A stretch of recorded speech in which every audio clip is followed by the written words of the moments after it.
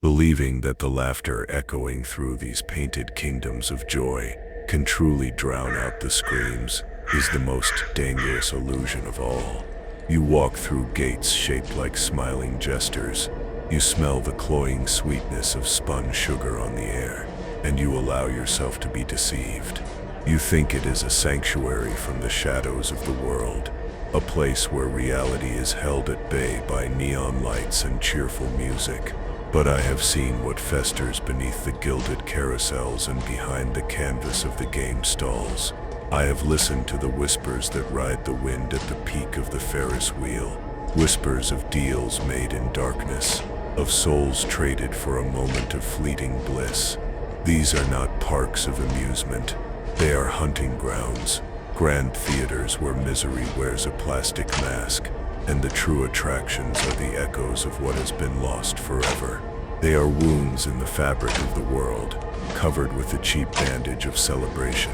Each ride, each attraction, is a monument to a forgotten sorrow, a gravestone disguised as a thrill.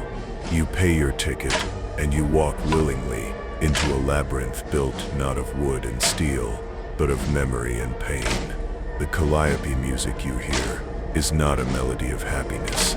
It is a distorted funeral dirge, playing on a loop to keep the resident spirits placid, confused, and trapped. They feed on your joy, on your screams of delight, mistaking them for the screams of terror they once knew.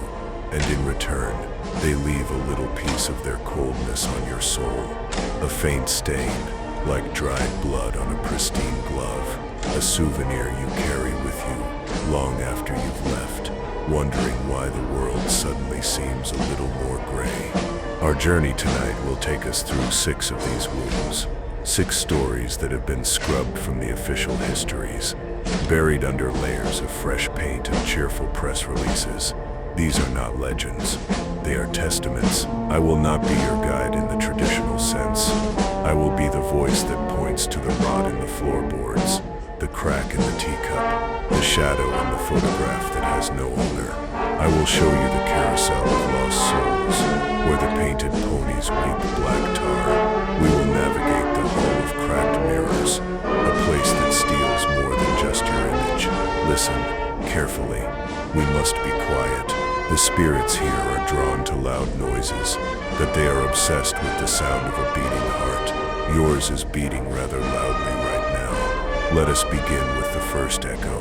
The first story clings to the oldest part of an unnamed park, a place now left to rust and ruin, but once its crown jewel.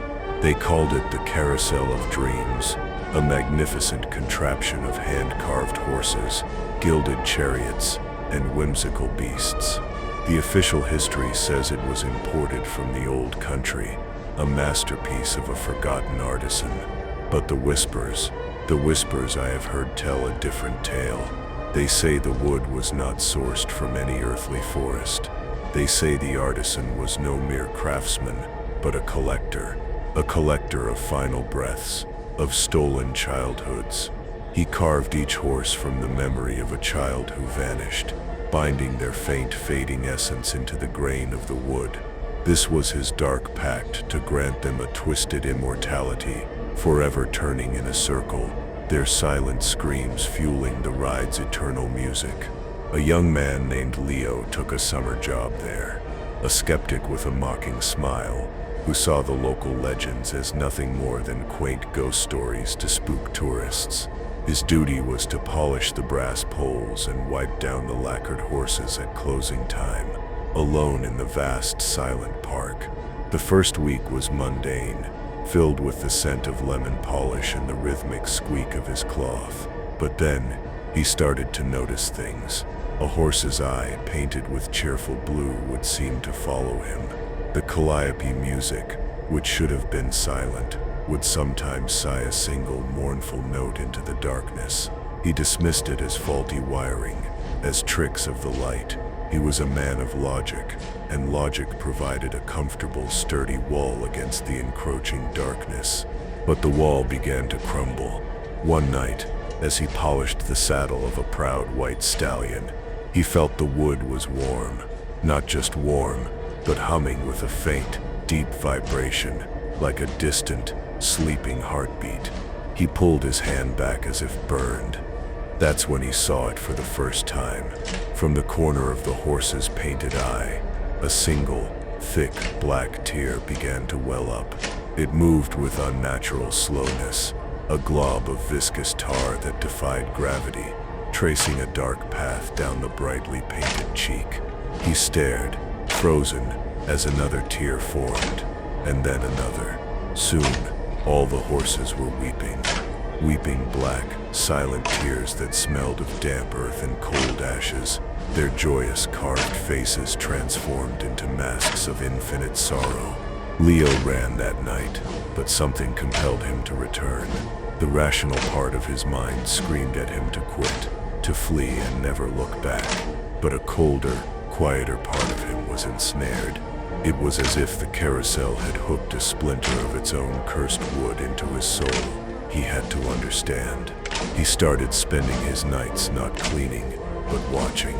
Hiding in the shadows of a nearby concession stand, he witnessed the true nature of the ride. In the dead of night, when the moon was hidden behind a shroud of cloud, the carousel would begin to turn on its own. Slowly, silently, with no music, and on the backs of the weeping horses, he could see them faint, shimmering outlines of children, their forms translucent, their faces pale and emotionless.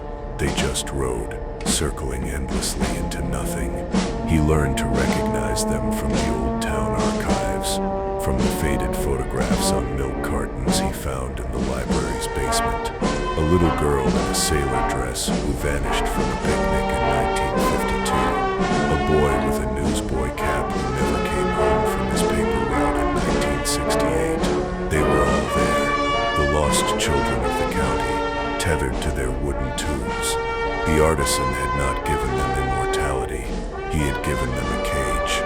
Leo's skepticism had been burned away, replaced by a chilling certainty. He wasn't just a janitor in an old park, he was the unwilling warden of a spectral prison, a silent witness to a crime so old its blood had long since turned to dust. The carousel was not a ride, it was a memorial and a mausoleum, powered by grief. One night, a storm rolled in, a violent, angry tempest that shook the park to its foundations. Lightning illuminated the carousel in stark, terrifying flashes. Leo felt a pull, a summons he could not deny. He walked out from his hiding place, rain plastering his hair to his skull, and approached the turning, silent ride. One of the spectral children, the little girl in the sailor dress, turned her head. Her eyes were hollow voids, but he felt her gaze lock onto him. Her translucent hand lifted, and she pointed, not at him, but at an empty horse, a black mare with eyes of crimson glass that had always seemed darker than the rest. An invitation, an entreaty, a sentence. He knew, with a certainty that froze the marrow in his bones, that if he took that ride, he would never get off. The whispers from the other side tell me that the price of manufactured joy is a debt paid with genuine sorrow. Leo stood at the edge of the platform, the rain washing over the weeping horses, the ghosts of the children circling before him. The black mare seemed to beckon, its empty saddle a gaping maw promising an eternity of repetition. He could join them, trade his fleeting, painful life for a place in their silent, endless parade. Or he could turn his back, leave them to their fate, and carry the knowledge of their damnation like a shroud for the rest of his days. What he chose to do is a story for another time, a secret buried under years of rust and silence. But let this be a warning. The next time you hear the cheerful music of a carousel, listen closer. Listen for the notes of grief hidden within the melody. Listen for the whispers beneath the laughter. Do you feel this dark message was meant for you? Do you sense a similar coldness in the places meant to bring you warmth? Leave your testimony in the ashes below. Your confession may serve as a warning to others. Every soul that joins feeds the voice that whispers from the darkness, giving us the strength to pull back the curtain on these terrible truths. Now, let us leave the lonely carousel to its turning grief. There is another attraction that calls to us, one that promises not a journey in a circle, but a journey into the fractured landscape of the self. A place where you are forced to face the one monster you can never ever escape, the one wearing your own face. We are going to the Hall of Cracked Mirrors. These attractions are built on a simple, cruel premise to take your familiar image and twist it into something grotesque for your amusement. They make you tall and thin, short and wide. They multiply you into a confusing crowd. It's a cheap trick, a parlor game of light and warped glass. But the hall I speak of was different. It was old, its mirrors clouded with age and grime. The glass was not like the smooth, perfect glass of today.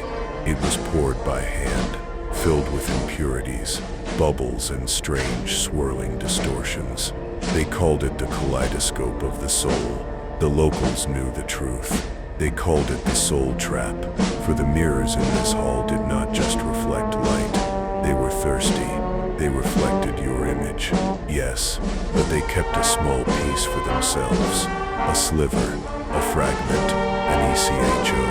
A teenager named Chloe, driven by the foolish bravado of youth, accepted a dare to spend an hour inside the hall at midnight. Her friends waited outside, their nervous laughter echoing in the deserted midway. Chloe stepped inside, flashlight beam cutting through the dusky air.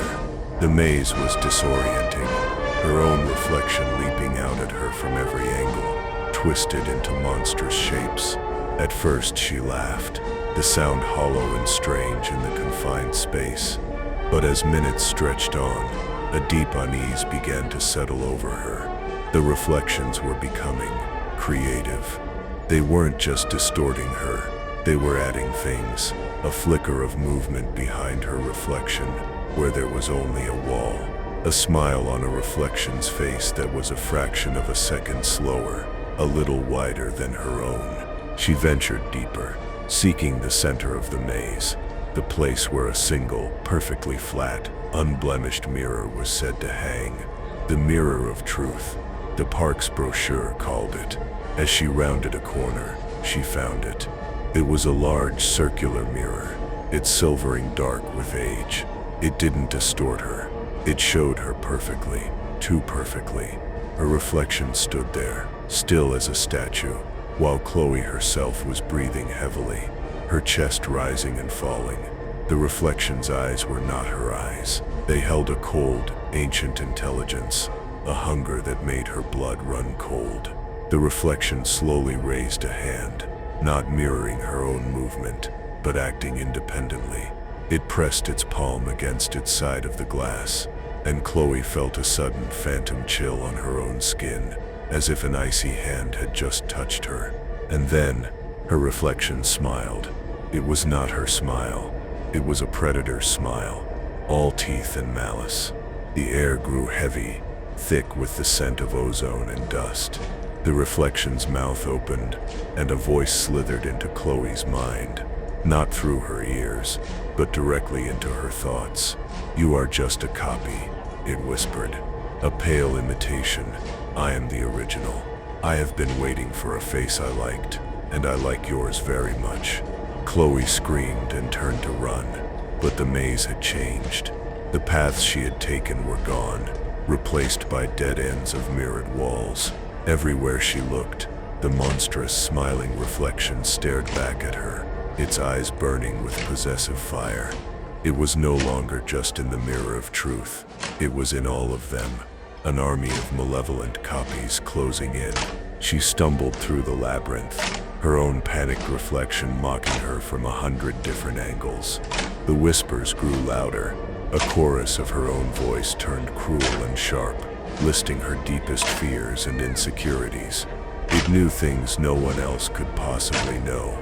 It was her, but the version of her that festered in the darkest corners of her subconscious. It was her doubt, her fear, her cruelty, given form, and a terrible, independent life. The mirrors were not stealing fragments of souls. They were reflecting the darkness already inside, feeding it, nurturing it, and giving it a doorway back into the world. The hall was a womb for these psychic parasites, these doppelgangers of the spirit. Chloe eventually found her way out, collapsing into the arms of her terrified friends just as the hour was up. She never told them what she saw. How could she? But the ordeal was not over. It had just begun. From that day on, nothing was ever the same. Every reflective surface became a source of terror. The gleam of a polished countertop, a puddle of water on the pavement, her own bathroom mirror. Sometimes, for a split second, she would see at the other Chloe, staring back, its hungry smile a silent promise. It would subtly alter things in her reflection. One day, her reflection would be wearing a necklace she didn't own. The next, a small ugly scar would appear on its cheek. It was a campaign of psychological warfare, designed to make her doubt her own sanity, to erode her sense of self until she was weak enough to be replaced. Now imagine this, a shard of your soul, trapped and twisted, longing to reclaim the life it believes was stolen from it. This entity, born in a dusty hall of mirrors, was now her constant companion, her shadow self made real. It haunted her waking moments and stalked her dreams. She felt her own identity begin to fray, her memories feeling distant, as if they belonged to someone else. She was becoming the reflection, a pale imitation of the vibrant, hungry thing that lived behind the glass. The last I heard, she had begun covering every mirror in her house with black cloth, living in a world without reflections, terrified of the day she might look into a stranger's car window and see her own face smiling back as it climbs into the driver's seat. The soul trap doesn't just capture you, it creates your usurper. The laughter, it's one of the most common sounds in these places. But not all laughter is born of joy. Some is born of madness. Our next story is about such a sound, a cackle that became a park's most terrifying and permanent feature. It's the story of Jingles the Jester and his final terrible performance. Jingles was not his real name, of course. His real name was Arthur, a quiet, sad man whose own life contained very little to laugh about. But when he put on the grease paint, the rainbow wig, and the suit of clashing colors, he became someone else. He was the spirit of the park, a manic, ever-smiling creature who handed out balloons and posed for pictures. But the smile never reached his eyes. His eyes remained the eyes of Arthur, weary, haunted, and filled with a quiet desperation. For years, Arthur performed his role flawlessly. The children loved Jingles. The parents saw a harmless entertainer. No one saw the cracks forming in the facade, the slow erosion of Arthur's psyche under the weight of the painted smile. He lived in a small apartment that overlooked the park, and even when he was out of costume, he could hear it. The music, the screams of delight, the relentless, oppressive cheerfulness. It was a constant reminder of the mask he had to wear. He began to see the jester's face in his own reflection, even without the makeup. The smile seemed to stretch wider, the eyes more manic. Jingles was no longer a character he played. It was a separate entity, a parasitic identity that was slowly devouring Arthur from the inside out. He started talking to himself, his own quiet mumble answered by the high-pitched, frantic giggle of the jester. The breaking point came on a sweltering August afternoon. The park was packed, a chaotic sea of noise and motion. A small child, chasing a dropped ice cream cone, darted out from the crowd directly into the path of a maintenance cart. Arthur, in his full Jingles costume, saw it happen. He moved without thinking, a genuine human impulse cutting through the jester's fog. He managed to push the child out of the way, saving her from serious harm. But in the process, the cart struck him, sending him sprawling. His head hit the pavement with a sickening crack. For a moment, There was silence. Then the child, unharmed but terrified, began to wail. And from the crowd of onlookers, someone laughed. A single stupid, unthinking bark of laughter at the sight of the clumsy clown on the ground. That single sound was the key that unlocked the final door in Arthur's fractured mind. He lay there, vision swimming, the world a blur of bright colors and distorted faces. The child's cries, the concerned shouts, the park's music, it all melted away, replaced by that one echoing laugh. In his mind, it grew and swelled until it was a deafening roar, a cosmic joke with him as the punchline. He got to his feet, stumbled away from the concerned park staff, and disappeared. He didn't go to the first aid station. He didn't go home. He went down into the utility tunnels that snaked beneath the park like a concrete underworld, a dark, forgotten labyrinth known only to the maintenance crews. He was never seen as Arthur again. But Jingles was just getting started. Strange things began to happen in the park after dark. Workers would hear a faint, high-pitched giggling echoing from storm drains. Tools would go missing, only to reappear in bizarre, unsettling arrangements, like ritual offerings. The cheerful animatronics in the dark rides would sometimes be found with their plastic smiles crudely carved into wider, more menacing grins, their voice boxes tampered with to produce bursts of distorted, manic laughter. It was Jingles, or what was left of him, a malevolent spirit, a creature of pure, spiteful madness, had been born in the tunnels below. He had shed the last vestiges of sad Arthur and embraced the Jester completely. He was the park's secret, its ghost in the machine, its grand, eternal joke. His presence grew bolder. A night watchman reported seeing a figure in a Jester costume perched atop the Ferris wheel, silhouetted against the moon, its head cocked at an impossible angle. When he called out, the figure simply vanished. Another time, a cleaning crew found the funhouse hall of mirrors entirely shattered, save for one. In the center of that last mirror, scrawled in what looked disturbingly like dried blood, were the words, "Isn't it funny?" The laughter was no longer faint. It was a palpable presence, a chilling sound that could erupt from anywhere at any time. A prelude to some unseen malicious prank.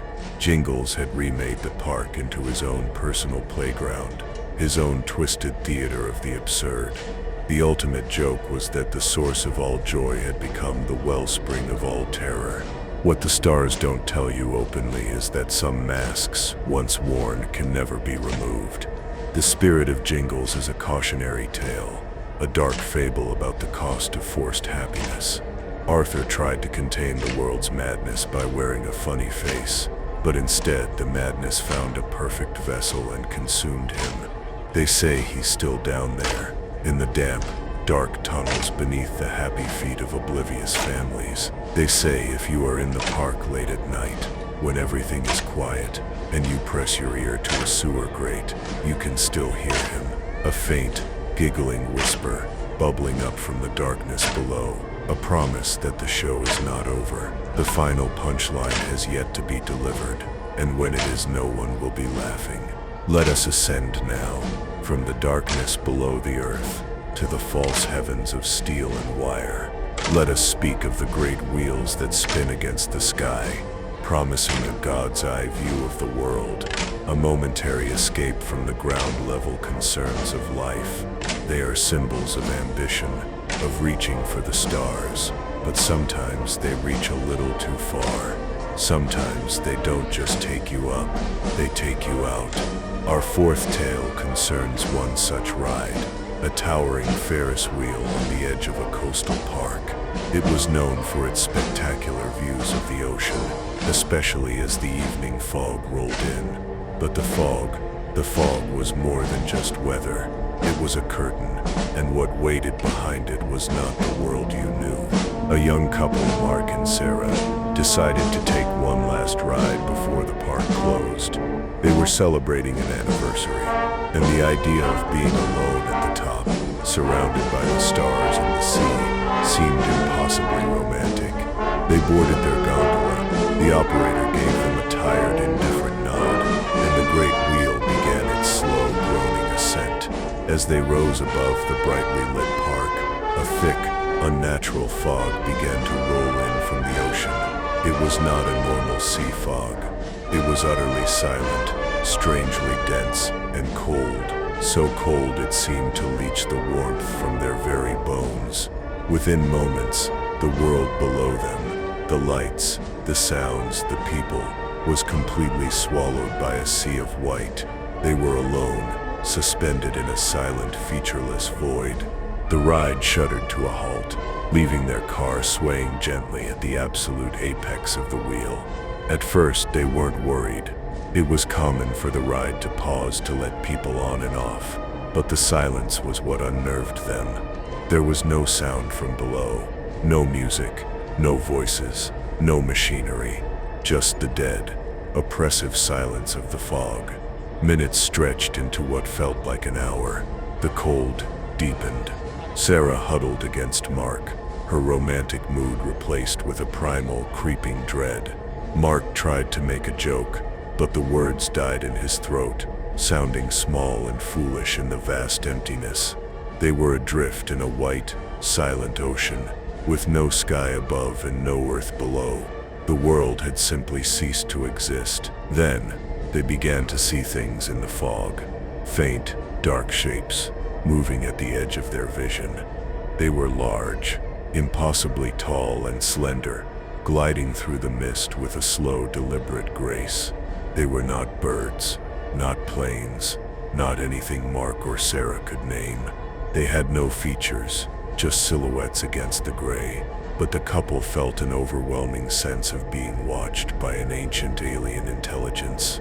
The shapes circled their gondola, silent and curious, their presence radiating a cold that had nothing to do with the temperature. It was the cold of the void, the cold between the stars.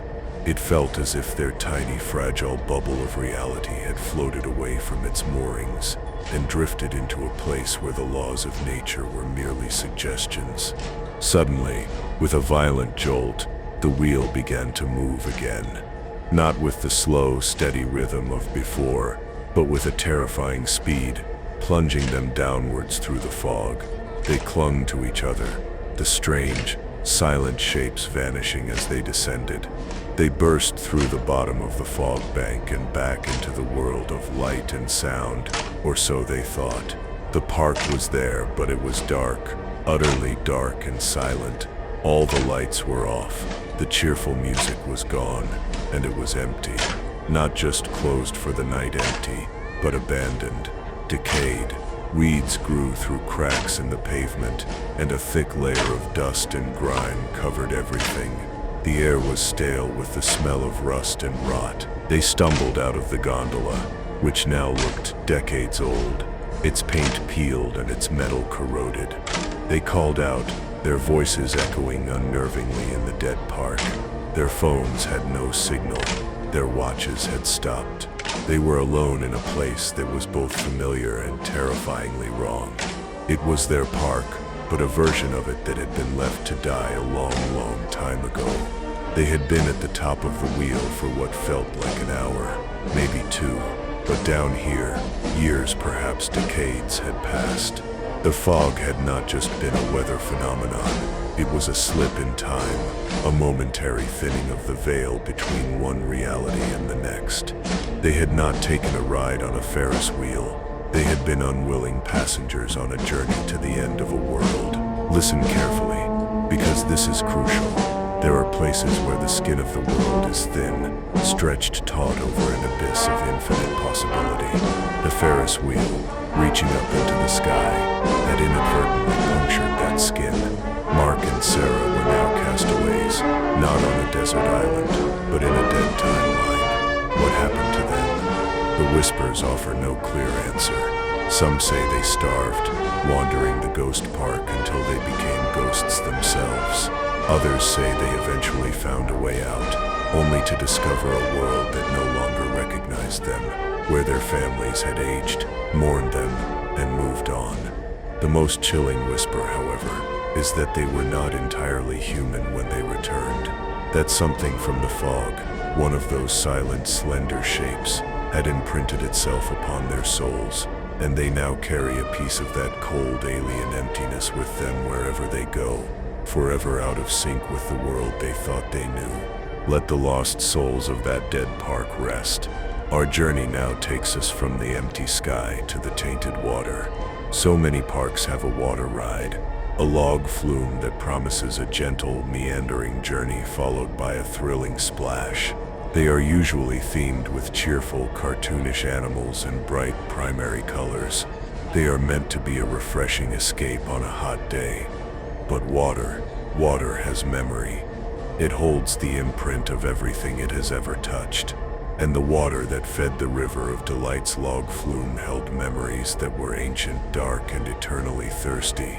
The ride was built over a forgotten spring, a place local tribes had once considered unhallowed ground, a place where the barrier to the underworld was weak, and things sometimes swam up from below. The park developers, in their ignorance, saw only a convenient source of water. They capped the spring and diverted its endless flow into the concrete channels of their new attraction. From the start, there were problems. Riders would complain of a strange, metallic taste to the water that splashed them. They reported feeling an unnatural coldness, even on the hottest days. But most disturbing were the visual reports. People would swear they saw faces in the water for a split second, pale, gaunt faces with dark, empty eyes, looking up at them from the depths before vanishing. Children would have nightmares of being pulled from the boats by cold, slimy hands. The park management dismissed it all as overactive imaginations, reflections on the water, tricks of the light. They simply added more cartoon beavers and cheerful music. A maintenance diver named Ben was tasked with the nightly chore of clearing the ride's underwater tracks of lost hats, sunglasses, and other debris. He was a practical, no-nonsense man who had been diving for years. The stories didn't scare him. It was just a job. But even he had to admit there was something deeply unsettling about the water. It was perpetually murky, no matter how much chlorine they pumped into it, and the silence beneath the surface was profound, a heavy, listening silence that felt occupied. He would often feel currents where there should be none, a sudden chilling swirl of water against his skin, as if something large had just passed by him in the dark. He carried a powerful underwater torch, but its beam seemed to be swallowed by the gloom, penetrating only a few feet before dissolving into nothing. One night, while clearing a jam near the ride's main pump, he noticed something he had never seen before. A section of the concrete channel wall seemed wrong. It was a slightly different color, and it didn't look like poured concrete. It looked like ancient, cut stone. Curiosity overriding his caution, he ran his gloved hand over it and found a seam. It was a hidden door, perfectly camouflaged. Using his crowbar, he managed to pry it open. The suction was immense, and a torrent of foul-smelling, stagnant water rushed out. When the flow subsided, he pointed his torch into the opening. It was a small, submerged chamber, clearly man-made, but far older than the park itself. The walls were covered in strange, spiral carvings, and the floor was littered with what he first thought were rocks. As he swam into the chamber, his light fell upon the objects, and he realized with a jolt of horror that they were not rocks. They were effigies, small, crudely made figures of wood and bone, tied with strands of what looked like human hair. And there were hundreds of them, an underwater carpet of grim offerings. At the far end of the chamber was a small stone altar, and upon that altar, something was laid out. It was a human skeleton, its bones stained black by the water, held down by heavy rusted chains. Its arms were stretched out, as if in supplication or sacrifice. Ben felt a wave of absolute terror wash over him. This was not a pump room. This was a tomb, a shrine, a prison for whatever dark, ancient entity the spring had served as a conduit for. And the park, in its hubris, had turned the prison into a public attraction. Before he could retreat, he felt it, a presence in the chamber with him. The water grew impossibly cold, and a low, guttural humming sound vibrated through his entire body. He swept his light around the chamber, but saw nothing. The humming grew louder, and he could feel the water pressure changing, as if something of immense size was displacing it. He saw the effigies on the floor begin to stir, to drift and dance in the currents. The chained skeleton on the altar seemed to lift its head, its empty eye sockets fixing on him. He had not just trespassed, he had disturbed a ritual. He had interrupted a long slumber, and the thing that had been sleeping was now awake, and it was hungry. He scrambled out of the chamber, sealed the stone door, and never spoke of what he saw. He quit his job the next day, and this is where everything changes for you. The understanding that some places should be left alone, that some doors should never be opened. The park had unwittingly made a pact. They gave the entity a steady stream of offerings, the energy, the life force, the fleeting moments of fear and joy, from the thousands of riders who passed over its lair every day. In return, it stayed, mostly within its watery domain. But the faces in the water are real, the cold hands are real. It is the touch of a forgotten god, a hungry water spirit, reminding the world above that it is still there, waiting. It remembers the taste of sacrifice, and it has grown weary of the pale imitation of life that drifts overhead. One day the concrete will crack, the channels will break, and the river of delights will reclaim its ancient, bloody purpose. We come now to our final story. It is perhaps the quietest, the most insidious of them all. It features no monstrous beast, no violent ghost. Its horror is one of subtraction, of slow, gentle erasure.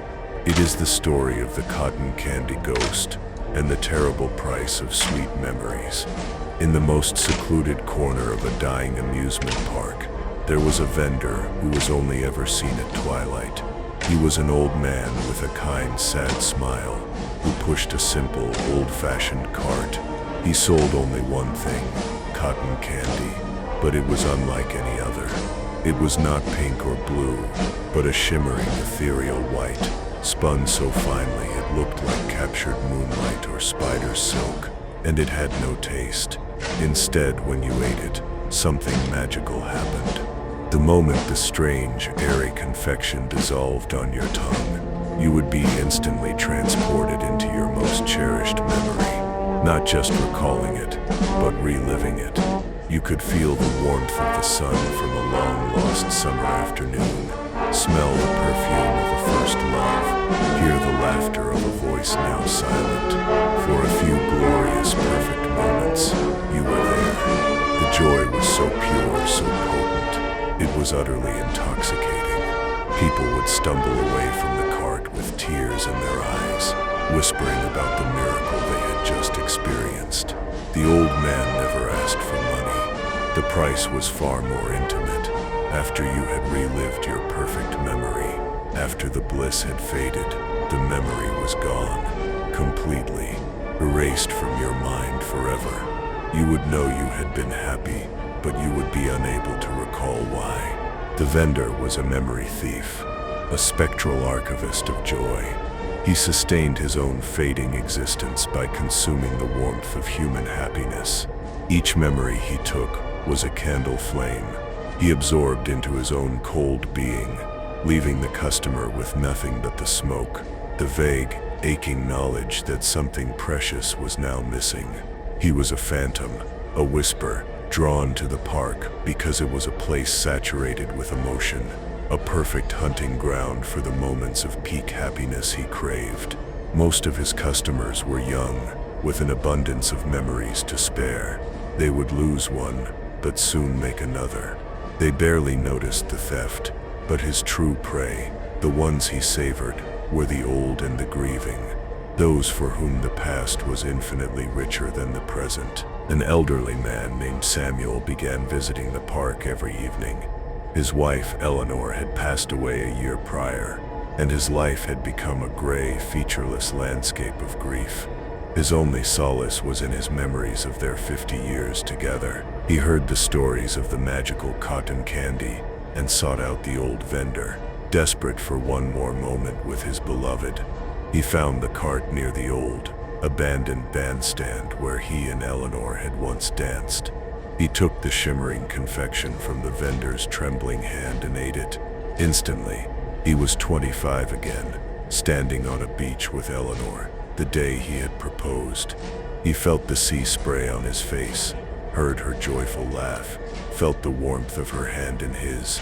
It was real, more real than anything he had felt in a year. When the vision faded, he was back at the bandstand, an old man with tears streaming down his face. The joy had been overwhelming, but later that night, as he tried to recall the details of his proposal, he found nothing. A blank space, a locked door in the museum of his mind. He knew it had happened, he had the ring to prove it, but the sensory details, the emotional core of the memory, had been scooped out, leaving an empty, hollow shell. A sane man would have fled, but Samuel was not sane. He was a man drowning in grief, and the ghost had thrown him a lifeline made of poison. The bliss of reliving the moment was worth the cost of losing it. It was a perfect, cruel addiction. He went back the next night, and the next. Each evening, he would trade a precious jewel from his past for a few fleeting seconds of warmth. He relived their wedding day, and then forgot the look on her face as she walked down the aisle. He experienced the birth of their first child, and then the memory of holding his daughter for the first time vanished. He was systematically dismantling the very foundation of his life, burning the pages of his own story for a momentary spark of light. His children grew concerned. He seemed distant, confused. He would talk about Eleanor, but the details were becoming vague, generic. He was becoming a stranger to his own history, an empty house whose furniture had been sold off, piece by piece. The worst mistake you can make is to believe the past can save you from the present. The cotton candy ghost offered the ultimate escape, a retreat into a perfected history, but it was a trap. Samuel was in a race to the bottom, desperately trying to find the one single memory that was so perfect, so powerful, it would be worth the final oblivion. The last I heard of him, he was planning his final visit.